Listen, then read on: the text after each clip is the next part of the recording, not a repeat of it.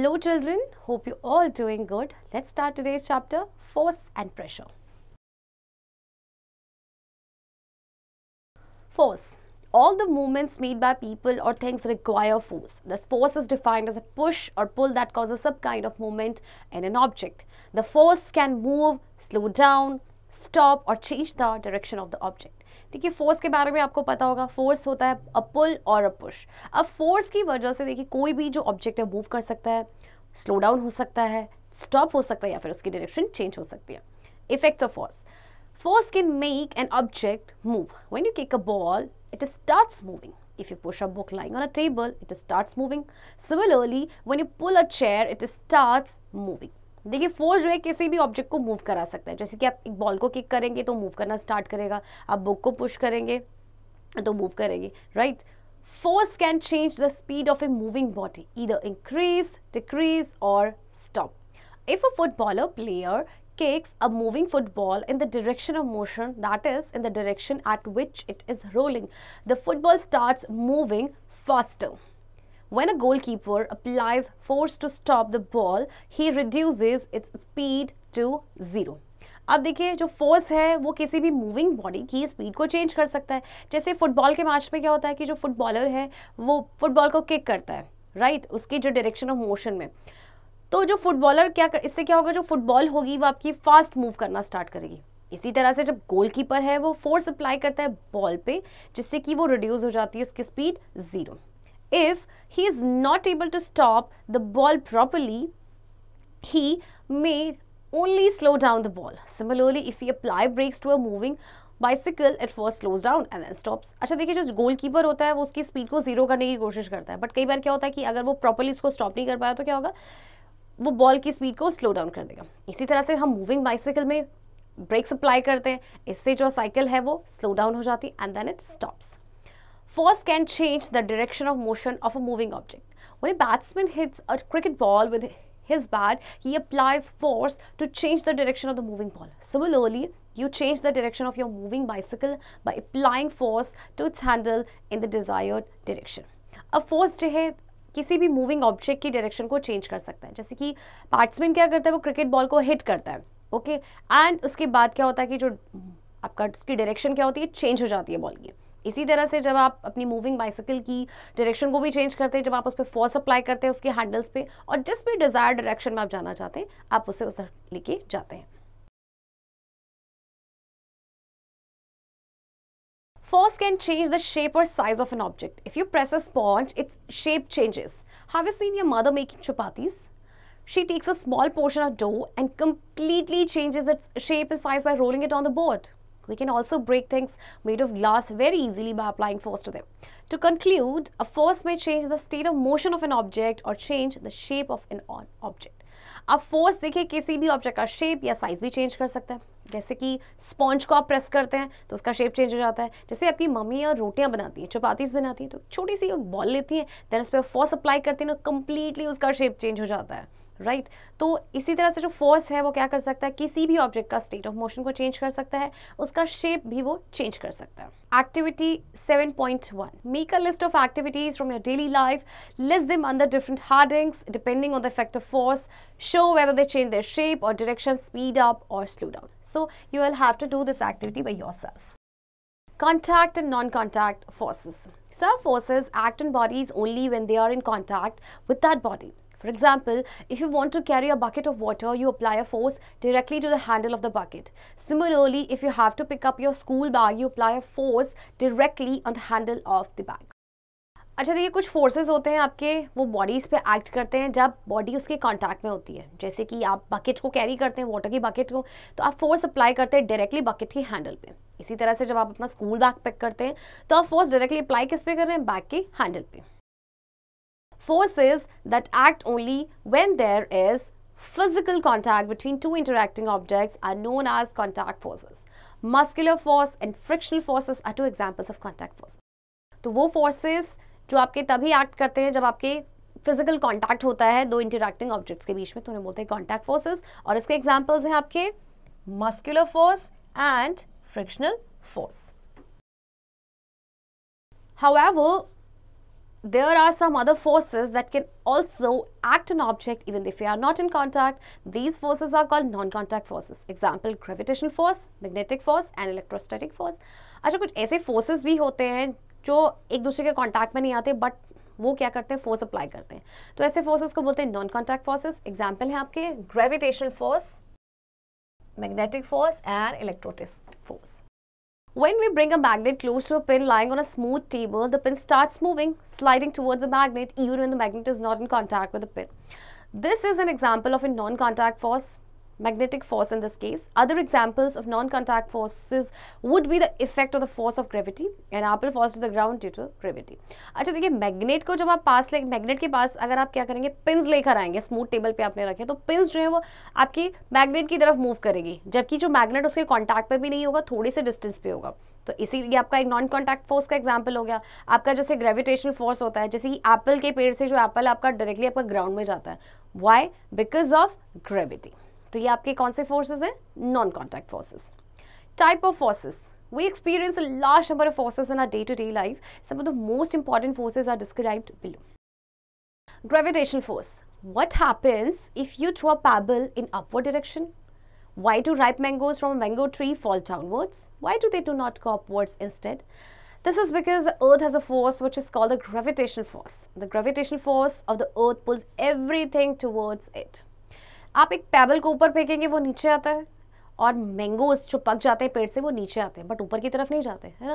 तो ऐसा क्यों होता है? Because of gravitational force. क्योंकि अर्थ के पास जो फोर्स है that is called gravitational force, जो सभी चीज़ों को अपनी तरफ पुल करती है.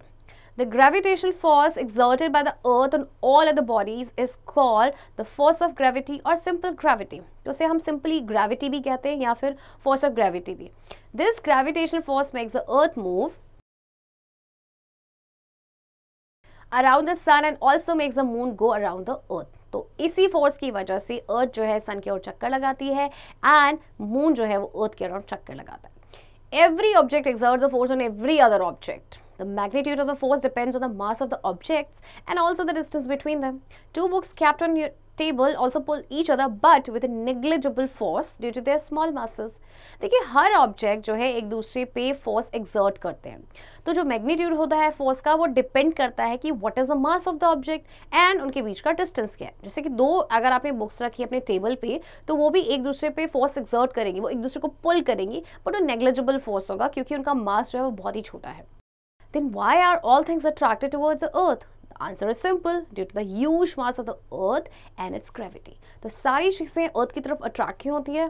तो उसका आंसर क्या है आपका? सिंपल है, बिकॉज ऑफ ग्रेविटी एंड आपका जो अर्थ है उसका ह्यूज मास है, right. Activity 7.2. Take a small stone and tie it to a rubber band. Allow it to hang. You will see that the rubber band gets stretched slightly. This is because the earth pulls the stone towards it. Now tie a slightly bigger stone to it. You can see that rubber band gets stretched more. Why? This is because the earth attracts a smaller stone with less force as compared to the bigger stone. We can also say that the bigger stone has greater weight than the smaller one. अच्छा, आपको क्या करना है? बहुत ही simple activity है. आपको एक छोटा सा स्टोन लेना है, उसको रबर बैंड से टाई करना है. इस तरह से आप थोड़ी देर बाद नोटिस करेंगे वो थोड़ा सा ना स्ट्रेच हो जाएगा. ओके, इसके बाद आप क्या करेंगे? अब आप एक नहीं बड़ा स्टोन लेना है, तो उसको फिर इसी तरह से हैंग करना है, राइट. और आप देखेंगे कि वो भी स्ट्रेच होगा बट वो थोड़ा ज़्यादा स्ट्रेच होगा. ऐसा क्यों? देखिए, क्योंकि अर्थ जो है अट्रैक्ट करती है ना, ग्रेविटी की वजह से हुआ. अब जो स्मॉलर स्टोन है उसमें लेस फोर्स लगेगा, जबकि जो बिगर स्टोन है उसमें ऑब्वियसली थोड़ा सा ज़्यादा फोर्स लगेगा. The weight of an object on the earth is a measure of the gravitational pull on that object. This point will become more clear by performing the following activity. अच्छा देखिए, जो weight होता है ना और किसी भी ऑब्जेक्ट का अर्थ पे, वो मेजर होता है कि कितना उसमें ग्रेविटेशन पुल लगा है उस ऑब्जेक्ट पे. Did you know moon also pulls object near to its surface? The pull of moon on an object is 1/6 that of earth for that object. अब देखिए, अर्थ का भी अपना ग्रेविटेशनल पुल है, बट वो क्या है? उसका 1/6 है as compare to earth. When we weigh an object using a spring balance, we are actually measuring the Earth's gravitational pull on that object. As weight is a force, its unit is Newton. देखिए, कभी भी हम किसी object को अगर वे करते हैं spring balance से, एक्चुअली हम क्या मेजर कर रहे हैं? अर्थ का ग्रेविटेशन पुल उस ऑब्जेक्ट में. अब क्योंकि वेट आपका फोर्स है, इसलिए इसकी यूनिट क्या है? Newton. Remember that. Magnetic force. A magnet attracts nails pins and other objects made of iron or steel. When you bring two bar magnets closer, you will see that they either attract or repel each other. In other words, you will see magnetic attraction or repulsion at work. देखिए, अब आपके जो magnet है iron या steel की चीज़ें जो बनी होती हैं उनको क्या करते हैं, अपनी तरफ अट्रैक्ट करते हैं. जब आप दो बार मैग्नेट्स को साथ में लेके आएंगे तो या तो वो एक दूसरे को रिपेल करेंगे या फिर वो एक दूसरे को अट्रैक्ट करेंगे. The force exerted by magnets and some magnetic materials on each other and on some metals like iron, nickel, cobalt and alloys such as steel, etc. is known as magnetic force. A large magnet is used to pick out iron pieces from the garbage. We often see garbage pickers doing just this in our neighborhood. अच्छा, force exerted by magnets on each other, यानी कि किसी जो आपके metals पे है जैसे कि आयरन, निकल, उसे बोलते हैं magnetic force. And large magnet का यूज़ आपने देखा होगा, जो रैक पिकर्स होते हैं, गार्बेज पिकर्स होते हैं, वो क्या करते हैं, उसका यूज़ करते हैं जिससे कि जितने भी मैग्नेटिक आयरन पीसेज होते हैं वो गार्बेज से उसमें स्टिक हो जाते हैं. Electrostatic force. इलेक्ट्रोस्टैटिक फोर्स के बारे में पढ़ने से पहले हम एक्टिविटी 7.3 करते हैं. Take a plastic pen or ruler from your pencil box. Rub it vigorously on your hair. Care must be taken to see that the hair is dry. Bring the rub end near some tiny bits of paper or fluff. You can see that little bits of paper or fluff get attracted to the plastic ruler or pen. This is because the pen acquires an electric charge while rubbing. This charge can exert a force called electrostatic force. आपको एक plastic pen या ruler लेना है और आई am sure आप लोगों ने ये किया भी होगा कई बार, और आपको उसको विगरसली अपने हेयर पे रब करना, बट आपके हेयर जो है वो ड्राई होने चाहिए. इसके बाद आप छोटे छोटे पीसेस के पेपर के होंगे, उसके बाद आप स्केल को या फिर अपने जो आपने पेन लिया है उसको लेकर आएंगे तो आप देखेंगे कि जो बिट्स ऑफ पेपर है ना वो उसकी तरफ अट्रैक्ट होंगे. तो ऐसा क्यों हुआ? क्योंकि जब आपने पेन या फिर आपका जो रूलर था उसको जब रब किया अगेंस्ट योर ड्राई हेयर तो एक उसने इलेक्ट्रिक चार्ज एक्वायर कर लिया. ओके, तो ये जो चार्ज है इसे बोलते हैं electrostatic force. Did you know electrostatic force is used to separate solid pollutants particle from smoke given out from factory chimneys? This device is called an electrostatic precipitator. Electrostatic force को use किया जाता है जैसे कि आपके जो solid pollutants होते हैं ना, पार्टिकल्स, जैसे कोई फैक्ट्रीज है, मतलब वो स्मोक में से जितने भी सॉलिड पोल्यूटेंट्स हैं उनको निकाला जाता है फैक्ट्री चिमनीज में. तो इस डिवाइस को कहते हैं electrostatic precipitator. Muscular force. This is a force that our bodies can exert by stretching or contracting our muscles. This force is known as biological force and occurs when we lift, stretch or compress something. देखिए आपका muscular force क्या है? जब दो bodies जो है वो exert करती है by stretching या contracting our muscles.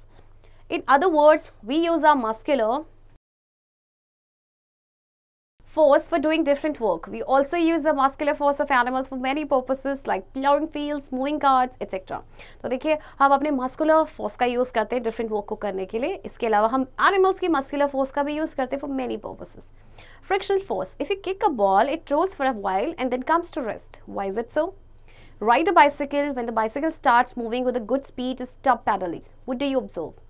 We have already learned in this chapter that to move a stationary object as well as to stop a moving object, some force has to be applied. Therefore, there must be some force acting on a ball or bicycle which stops them. This force is called the force of friction or frictional force. देखिए अगर आप ball को kick करते हैं तो थोड़े time के लिए रोल होती है, देन ये रेस्ट पे आ जाती है. आप बाइसिकल चलाते हैं, बाइसिकल मतलब एक अच्छी स्पीड से आपकी चल रही है, देन आप पेडल करना स्टॉप कर देंगे तो क्या होगा? तो आपने देखिए इस चैप्टर में तो पढ़ा है कि किसी भी स्टेशनरी ऑब्जेक्ट को मूव कराने के लिए हमें फोर्स की ज़रूरत होती है. इसके अलावा किसी भी मूविंग ऑब्जेक्ट को स्टॉप करने के लिए भी फोर्स की ज़रूरत होती है. तो देखिए इसका मतलब आपका क्या है कि जो बॉल है या बाइसिकल में ऐसा कोई फोर्स लग रहा है जो कि उनको स्टॉप कर रहा है. तो this force is called force of friction या फिर फ्रिक्शनल फोर्स हम किसे कहते हैं. Pressure. You have already studied the effect of force on objects. The effect that a force produces on an object depends on two factors: the amount of force applied, the area and contact over which the force is applied. अच्छा देखिए आपने पढ़ा है कि जो effect है force का क्या है किसी भी ऑब्जेक्ट पे. तो जो इफेक्ट होता है फोर्स का जो किसी ऑब्जेक्ट पे प्रोड्यूस हो रहा है वो डिपेंड कर रहा है दो फैक्टर्स है. सबसे पहले तो कितना अमाउंट ऑफ फोर्स अप्लाई हुआ है एंड एरिया एंड कॉन्टैक्ट, कितने एरिया पे वो फोर्स अप्लाई हुआ है. Activity 7.4. Take a pin, nail with a pointed tip and another one with a blunt tip. Press them against a cardboard by applying the same force. What do you see? आपने एक pen लेनी है जिसका एकदम pointed tip हो और एक दूसरा लेना है जिसका ब्लंट टिप हो। दोनों को आपने कार्डबोर्ड में प्रेस करना है सेम फोर्स के साथ। Activity 7.5, sharpen a pencil at one end, hold it between the index fingers of both your hands. Press it from both sides with equal force. On which finger do you feel pain? On which finger does the pencil leave a deeper mark? Can you say why? देखिए, आपको एक pencil लेनी है, उसको sharp करना है and then आपको index finger से अपने दोनों हैंड से इस तरह से आपको प्रेस करना है। This would be the your pointed tip and ये आपका पॉइंटेड टिप नहीं होगा, राइट? आप इसको दोनों में सेम फोर्स अप्लाई करेंगे तो आपके कौन सी फिंगर पे आपका पेन होगा और किस पे डीपर मार्क होगा। In the first case, we see that the nail with a pointed tip penetrates deeper into the cardboard than the blunt one. In the second case, the sharpened side of the pencil will leave a deeper mark. अब देखिए, दोनों activity जो हमने किया उसमें क्या था, first case में जिसका पॉइंटेड टिप था जिस नेल का, वो डीपर पेनेट्रेट होगा ब्लंट वन से, एंड सेकेंड केस में जो पेंसिल का जो शार्प पॉइंट है, शार्पेंड साइड जो उसकी है, वो एक डीपर मार्क छोड़ेगी। This effect of force on a given area is called pressure. So what is this called? ये जो effect of force है, that is called pressure. From the above activities, it is clear that the lesser the area of cross section, the greater the pressure and vice versa. Remember that. जितना कम आपका area होगा उतना ही ज़्यादा pressure होगा, और जितना ज़्यादा एरिया होगा उतना ही कम आपका प्रेशर होगा। Pressure is defined as a force acting per unit area. तो प्रेशर क्या है आपका? Force acting per unit area, force by area. In the SI system of units, force is measured in Newton and area is meter square. Therefore, the unit of pressure is Newton per meter square. However, Newton per meter square is called Pascal in honor of the French physicist Blaise Pascal. तो देखिए, आपकी SI unit जो है pressure की, वो है आपकी Newton पर मीटर स्क्वायर या फिर pascal. So 1 Newton meter square is equals to 1 Pascal. Here are given some everyday examples. All cutting instruments like knives, blades, axes, etc. are sharpened at the cutting edge to decrease the area of intersection. This is done so as to increase the pressure exerted by these instruments for a given force. देखिए, जितने भी cutting instruments होते हैं ना, उनके edges आप देखना बहुत ही ज़्यादा शार्प होते हैं। क्यों? इससे क्या होता है कि जो एरिया है, एरिया ऑफ इंटरसेक्शन है, वो डिक्रीज हो जाता है। अब एरिया कम होगा तो ऑब्वियसली प्रेशर जो है वो ज्यादा एक्सर्ट करेंगे। School bags and shopping bags have broad belts और straps as handles. Narrow handles cause severe pain in the hand. देखिए, जो आपके स्कूल बैग्स या फिर शॉपिंग बैग्स होते हैं, उनके ब्रॉड बेल्ट्स या स्ट्रैप्स होते हैं एज हैंडल्स। जो नैरो हैंडल्स होते हैं उनकी वजह से सीवियर पेन होता है हैंड में, because the weight of the bag acts on a smaller area, so the pressure will be higher. और ऐसा क्यों होता है? क्योंकि जो weight है बैग का वो स्मॉल एरिया में एक्ट कर रहा है, इसीलिए प्रेशर ज़्यादा होगा। Activity 7.6, list some more examples from your daily life with the help of your teacher. Pressure exerted by liquids. Try to push an inflated balloon into a bucket of water. You will see that as you push the balloon down and release it, the balloon bobs up again. This is because of the pressure exerted by the water in the balloon. देखिए, आप एक inflated balloon को पानी की bucket में उसको push कीजिए आप, और उसको रिलीज करेंगे तो बलून जो है वापस ऊपर आ जाएगा। ऐसा क्यों होता है? क्योंकि प्रेशर जो है, वाटर उस पर प्रेशर एक्सर्ट कर रहा है, right? When we blow up a balloon, the balloon expands. The expansion of the balloon is due to the pressure exerted by the air on the inner walls of the balloon. If we blow more air, the balloon goes in expanding due to increase in the air pressure inside the balloon. If the air pressure exceeds the ability of the balloon to resist it, the balloon bursts. Had the rubber wall of the balloon been thicker, it would not have burst at this pressure but at a higher pressure. देखिए, जब आप एक balloon को blow करते हैं तो balloon expand होता है ना? और ये एक्सपेंशन क्यों होता है बलून का? क्योंकि जो एयर है उसमें प्रेशर एक्सर्ट कर दिए उसके इनर वॉल्स पे। अगर हम ज़्यादा एयर ब्लो करेंगे तो बलून एक्सपेंड होता जाएगा क्योंकि उसके अंदर एयर प्रेशर इंक्रीज हो रहा है। ओके, अब जो प्रेशर होगा वो बहुत ज़्यादा हो जाएगा कि जितना जो आपका बलून है उसको नहीं विथस्टैंड कर पाएगा, तो वो क्या होगा? बर्स्ट हो जाएगा। अगर बलून की जो आपकी जो वॉल्स है अगर वो ज़्यादा थिकर होती तो वो इस प्रेशर पे नहीं आपका बर्स्ट होता है, बल्कि हायर प्रेशर पे आपका बर्स्ट होता है। Did you know fluids are substances which can flow as both gases and liquids can flow, these are collectively called fluids. I am sure आपको फ्लूइड्स के बारे में पता होंगे। फ्लूइड्स आपके वो सब्सटेंस होते हैं जो फ्लो करते हैं, लाइक आपके गैसेस एंड लिक्विड्स दोनों ही फ्लो करते हैं, इसलिए इन्हें कलेक्टिवली फ्लूइड्स कहा जाता है। The pressure exerted by a liquid depends upon the depth of the liquid and density of the liquid. You will learn more about density in higher classes. तो देखिए जो प्रेशर लिक्विड एग्जॉर्ट कर रहा है वो डिपेंड करता है एक तो किस पे, डेप्थ, यानी डेप्थ या हाइट क्या है लिक्विड की, या फिर उस लिक्विड की डेंसिटी क्या है, और इसके बारे में ज़्यादा जानकारी आपको हायर क्लासेस में मिलेगी. Liquid pressure increases with depth. Activity 7.7. Take 2 cylindrical cans. You can use empty cans of talcum powder or soft drink. In one of them, pierce 3 to 4 holes, one below the other. Make 3 to 4 holes in the other can at the same height all around the body of the can. Now, apply adhesive tape all over the row of holes. You can also ask your friend to keep the holes closed with his fingers. आपको क्या करना है, 2 cylindrical cans लेने हैं. आप चाहें तो talcum powder भी ले सकते हैं, कैन ले सकते हैं, या फिर सॉफ्ट ड्रिंक के. अब आपको उसमें होल करना है. एक में तो आपको क्या करना है कि आपको 3 से 4 होल करने सेम हाइट पे, राइट, सेम हाइट पे, और एक में आपको क्या करने हैं, एक के नीचे एक करने हैं. लाइक एक होल यहाँ पे किया, देन नेक्स्ट नेक्स्ट नेक्स्ट, और एक में आपने सेम हाइट पे करना है. वो आप जनरली आप सर्कुलर शेप में कर देंगे, right. Once water is filled in the cans, remove the tape. What do you observe? अब आपने क्या करना है, देखिए टेप लगा, आपके जो होल्स हैं उनको टेप से बंद कर देना, एडहेसिव टेप से, या फिर अपने फ्रेंड को भी बोल सकते हैं कि अपने फिंगर से उन्हें क्लोज करके रखें. अब आपने अगर कैंस में वाटर भर दिया तो टेप को रिमूव करना है. अब आप क्या ऑब्जर्व करेंगे? In the first case you see that the water flows from the lowest hole with great force. It flows from the second hole with less force and from the top hole with least force. This shows that liquid pressure increases with depth. In the second case, you will see that water comes out from all the holes with equal force. This shows that at any given depth, the pressure is the same in all directions. अच्छा देखिए, first case जिसमें आपने whole किए थे 1 after 1, 1 2 3 4, तो उसमें क्या होगा कि जो सबसे नीचे का होल है उसमें पानी ग्रेट फोर्स के साथ आएगा, राइट. तो ये क्या शो करता है कि जो लिक्विड है, लिक्विड प्रेशर है, इंक्रीज होता है विद डेप्थ. और सेकंड केस में जो आपने सारे एक साथ लगाए थे, आपने होल किए थे, उसमें क्या होगा कि जो वाटर है वो सारे होल से इक्वल फोर्स के साथ आ रहा है. तो ये क्या शो करता है that any given depth pressure same होगा in all directions. Activity 7.8. Take a wide glass tube, open at both hands. To one end of the tube, tie a rubber balloon. Now hold the tube in a vertical position and pour water into it. Observe the bulge produced in the membrane. Take another vessel with a tape-like opening on its side. Tie a balloon to the opening and pour water into it. You will find that the balloon bulges outwards. This shows that the liquid exerts pressure on the base and side of the container in which they are put. Okay, अब आपको wide glass tube लेने हैं इस तरह से, right.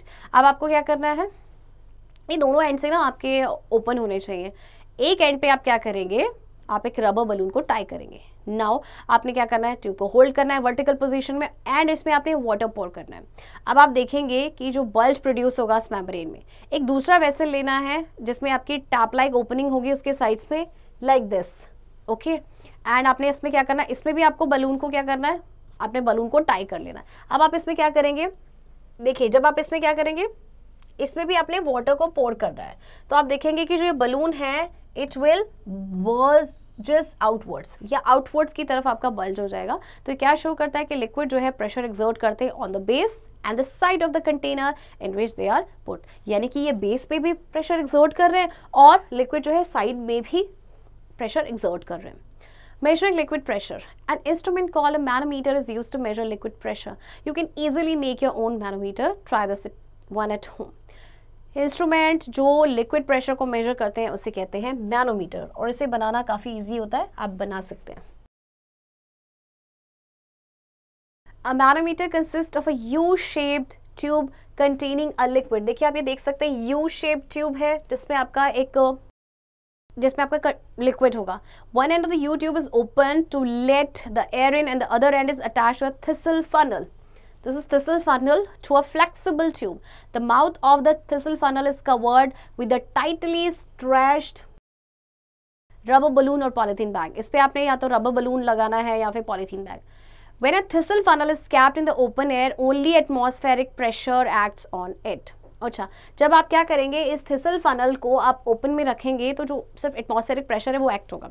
This is equal to the pressure acting on the open end of the U tube. Therefore water level in the two sides of the U tube remains the same.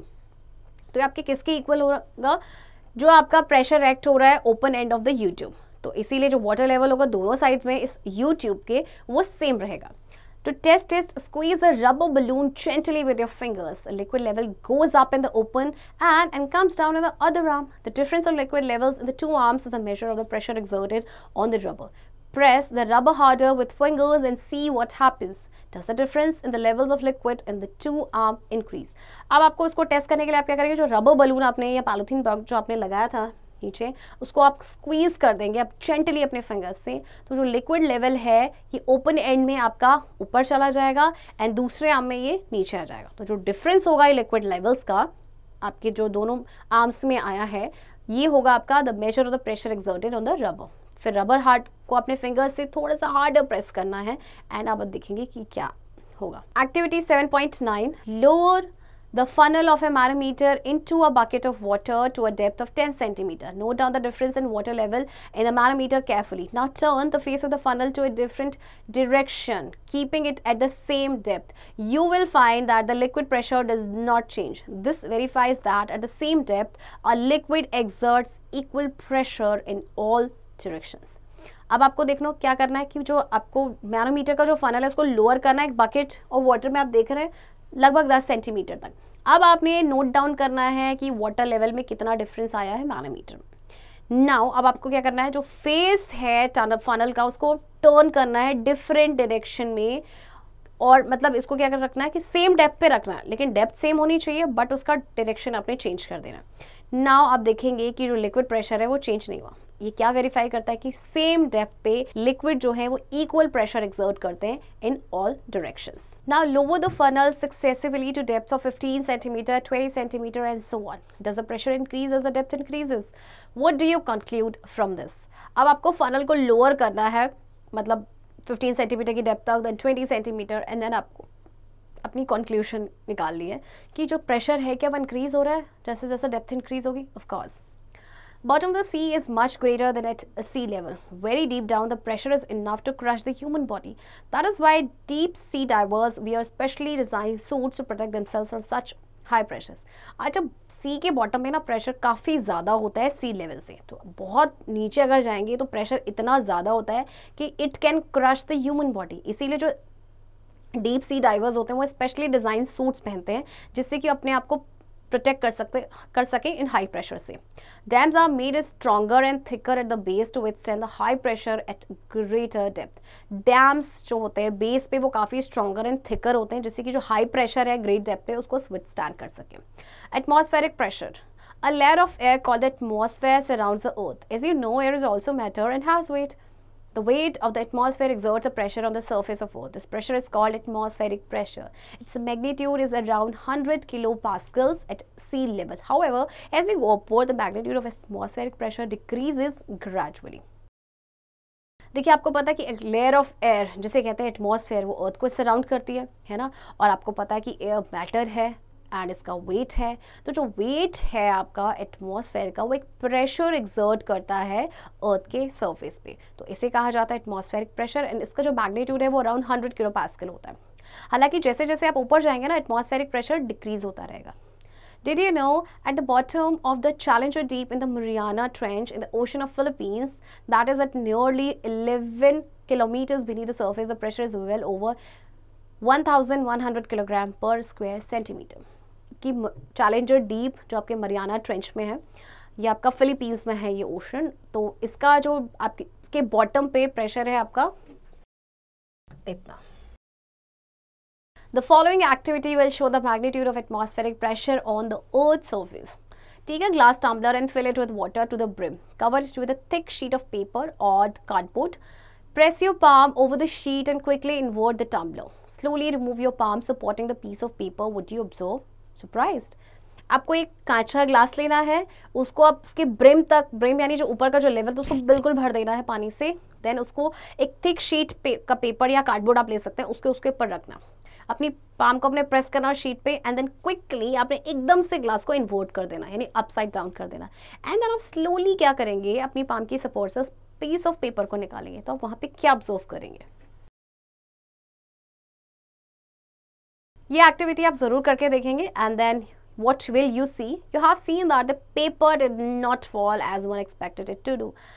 This is because the atmospheric pressure provides enough force to push the piece of paper upward. आपने जैसे कि अपना हाथ हटाया तो जो paper है वो नहीं गिरेगा, हालांकि हम तो ये मान के चल रहे थे कि वो गिरेगा, बट ऐसा नहीं, क्योंकि जो एटमॉस्फेरिक प्रेशर है वो उसको इनफ फोर्स प्रोवाइड कर रहा है, राइट, जिससे कि जो पेपर है वो अपवर्ड ही है. Activity 7.11, get an empty mobile oil can, remove the lid and fill half the can with water.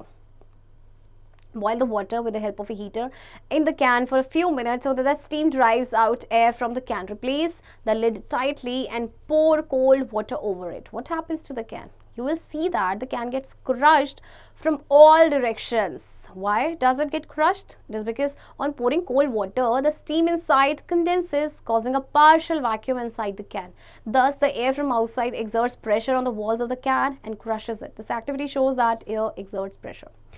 देखिए, आप एक कोई भी एम्प्टी कैन लेंगे, उसका लिड रिमूव करेंगे, उसको आप पानी से भर देंगे, राइट. पानी को आपने बॉईल करना है और कुछ मिनट के लिए, जिससे कि आपकी जो स्टीम्स है वो बाहर निकले. अब आपने क्या करना है कि टाइटली उसका लिड लगा देना है एंड उसके ऊपर ठंडा पानी डाल देना. तो आप देखेंगे कि जो आपकी कैन है ना वो सारे डायरेक्शन से क्रश हो जाएगी. ऐसा क्यों? क्योंकि देखिए उसमें वो पानी बॉइल्ड हो चुका था, उसमें से स्टीम आ रही थी. जैसे ही उसमें ठंडा पानी डाला तो स्टीम जो है वो कंडेंस हो गई, जिससे कि एक पार्शियल वैक्यूम बन गया अंदर, और फिर जो एयर जो बाहर थी उसने एक्सर्ट किया प्रेशर उस कैन के वॉल्स पे एंड देन वो क्रश हो गई. तो ये एक्टिविटी क्या शो करता है कि that air exerts pressure. It is for the same reason that at higher altitudes some people suffer from nosebleeds. It is because at higher altitudes atmospheric pressure is less and the pressure of air within their bodies is more. अच्छा, जैसे आप high altitude पे जाएंगे तो कुछ लोगों की nose bleeding शुरू हो जाती है, क्योंकि हायर एल्टीट्यूड में जो एटमॉस्फेरिक प्रेशर है वो कम होता है, जबकि प्रेशर बॉडी के अंदर ज़्यादा होता है. This difference in pressure causes the blood capillaries to burst and cause bleeding. और इस pressure difference की वजह से क्या होता है, जो blood capillaries हैं वो burst हो जाती है and then nose bleeding होती है. Similarly, at higher altitudes, fountain pen starts leaking. Why? इसी तरह से higher altitudes में आपके जो fountain pens होते हैं ना वो भी leak होना start हो जाते हैं. The drinking straw, dropper syringe, etc. all use make of atmospheric pressure. Where the air inside them is pushed out, atmospheric pressure forces the drink incandescent up their barrels. When we squeeze the rubber bulb slowly, the liquid comes out of the nozzle drop by drop. इसी तरह से आपका जो drinking straw है या dropper syringe होती है, तो इसमें सब जो एटमॉस्फेरिक प्रेशर का ही यूज़ होता है कि जो जब एयर इनके अंदर जो होती है उसको पुश्ड आउट किया जाता है, तो एटमॉस्फेरिक फोर्सेस क्या करता है इन ड्रिंक को या इंक या मेडिसिन है जो भी, कि वो आपके अप आ जाते हैं. एंड देन जब हम रबर बल्ब को स्लोली स्क्वीज करते हैं तो लिक्विड जो है उस नोजल में से ड्रॉप बाय ड्रॉप आता है. Points to remember. A force is defined as a push or pull that causes some kind of movement in an object. Contact forces are types of forces in which the two interacting objects are physically contacting each other. Pressure is the physical quantity that combines force and the area over which it acts. Liquid pressure increases with depth. Remember that. And whereas pressure is same in all directions at the same depth. The pressure at any point under a liquid surface is due to the weight of the column of liquid above that point.